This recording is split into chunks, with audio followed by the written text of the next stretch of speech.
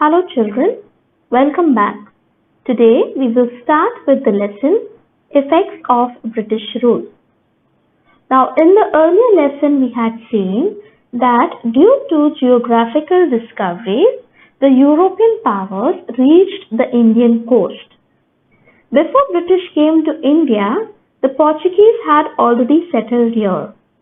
To establish their domination over India, the British had to face opposition from French, Dutch and local rulers. From 1750 to 1850, the British East India Company ruled most of India with little interference from Britain. Britain means we are talking about the British Parliament and the British monarchy. British and Marathas. Now, children, on the screen you can see a map of India. This was in the year 1780. Now the territories which are marked in yellow were under the Maratha rule. Now Mumbai was the main center of British in Western India, and they were trying to acquire territories which were surrounding Mumbai, but the Marathas had stronghold over it. Now we all know, children, that it was Chhatrapati Shivaji Maharaj who founded the Maratha Empire. But for this lesson, we will start with the Maratha history from the death of Peshwa Madhav Rao first. So after the death of Peshwa Madhav Rao, his uncle Raghunath Rao approached the British for help because he wanted to become the next Peshwa. And because of this, we see that the British started interfering in the internal matters of Maratha politics. After Peshwa Madhav Rao I, his brother Narayan Rao was made the Peshwa. Now, both in the case of Peshwa Madhav Rao and Peshwa Narayan Rao, Raghunath Rao was made the regent. Regent because both of them were minors when they became Peshwas. But we see during the Peshwaship of Madhav Rao and Narayan Rao, Raghunath Rao tried a number of ways and number of methods to become Peshwa, but he was not successful. And finally, he turned to the British for help. Anglo-Maratha Wars. Now during 1774 to 1880, three wars were fought between Marathas and the British.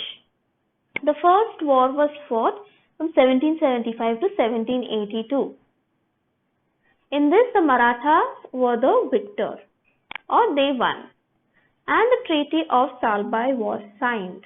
Now during the first war, the Marathas unitedly faced the British, and hence they proved superior.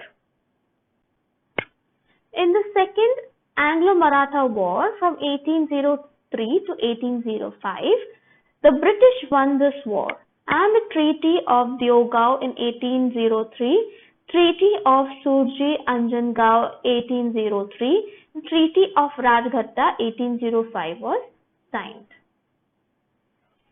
The third Anglo-Maratha War was fought in 1817-1880. And this again was won by the British, and all Maratha territories were taken over by British. Now on your screens, children, you will see two maps. The first map is the map after the second Anglo-Maratha War.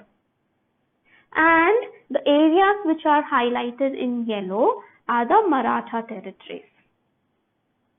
On the other hand, if you see the second map, this was after the third Anglo-Maratha War, and we see in this map that there are no areas which are marked in yellow, which means all Maratha territories are now part of British rule. Subsidiary alliance. Now, what is subsidiary alliance? Now, according to this alliance, the Indian rulers were assured of British military help.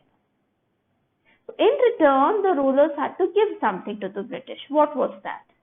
The Indian rulers had to maintain British army in their court, and they had to pay cash or part of the territory to the company for maintenance of this British army. The ruler would not have any alliance with any other power or was given authority to declare war against any power without the intervention of the British, which means they had to take the permission of the British before they had any kind of alliance or if they wanted to go to war with any other kingdom. The ruler would accept a British resident in his state.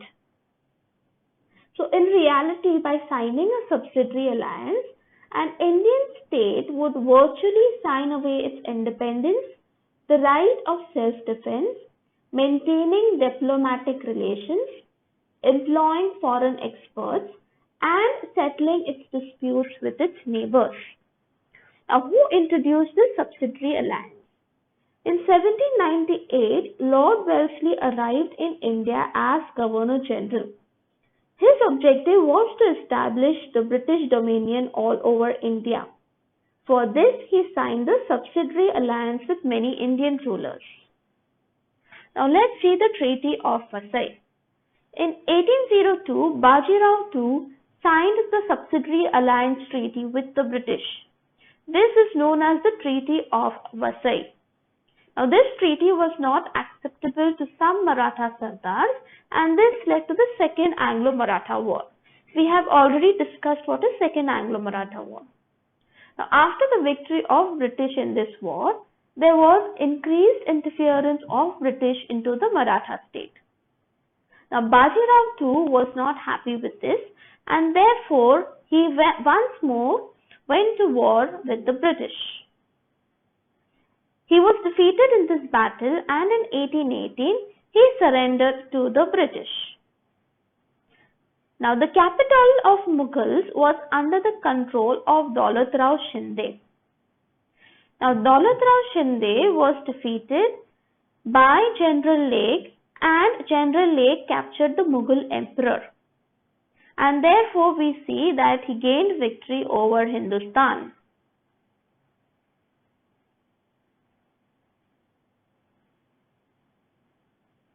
Chhatrapati Pratap Singh. Now, Chhatrapati Pratap Singh was the ruler of Satara. He signed the subsidiary alliance with British, and Grand Duff was appointed to assist him in state affairs. Remember, children, when we were talking about subsidiary alliance, one of the points or one of the things that the Indian ruler had to do was he had to accept a British resident in his state. So in the case of the ruler of Satara, that British resident was Grand Duff. We see that the Chhatrapati was dethroned and exiled in the year 1836. And in his place, his brother was made the Chhatrapati. He was Raja Shahaji. Now, Rango Bapuji Gupte, an officer of Chhatrapati Pratap Singh, fought legal battle for the rights of Chhatrapati, but he was not successful. And we see Chhatrapati Pratap Singh dies in the year 1847. Now, Raja Shahaji, when he died, he did not have a legal heir, but he had adopted a son. Now, Lord Dalhousie refused to accept this adoption. He said it was not legal. And in giving this reason, in 1848, Satara was annexed.